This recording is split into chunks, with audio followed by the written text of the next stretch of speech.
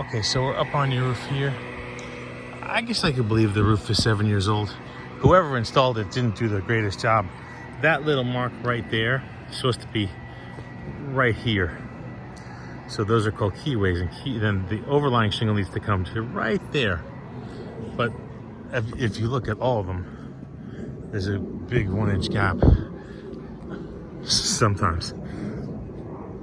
I don't know if this was someone's idea or way of stretching material to make it cover more area. I don't know. This is a pipe collar. Pipe collar should be under the shingles to this point. Because as you see here, that little crack, water will get in there, get on that nail, rust the nail away, and you'll have little drip marks or little drips. You look up at this section here, you can see it kind of buckles down. So you got some rot going on here. I don't see it on the rest of this area, but along the back, you definitely have some rot that needs to be resolved. They made the same mistake as they did with that pipe collar, as they did with the furnace flue. You can see that it's completely up and out and not underneath the roofing shingles as it should be. Let's get down here. These little guys are called step flashings.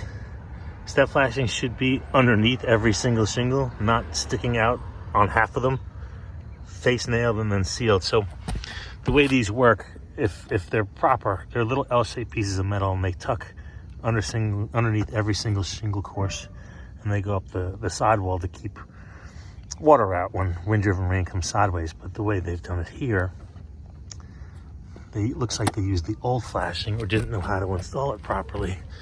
And because it was sticking up, they nailed it right into it and just put blobs of sealant on it.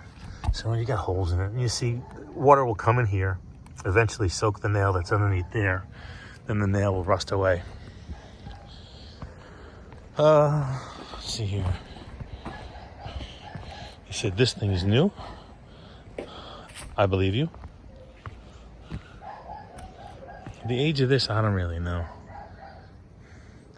When it's such a crappy job, it's hard to date them. But these shingles, these look slightly newer than these. And I don't really know why, but you can see the undulations in the roof deck, especially up there where you have roof deck rot. So, and there's so many nails in this, it makes me think that they reused it and didn't put a new one in. Because you can see that's a black plastic one.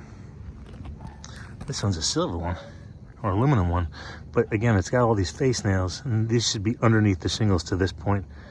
But these will all leak. So you got a good bit of repair work to do here.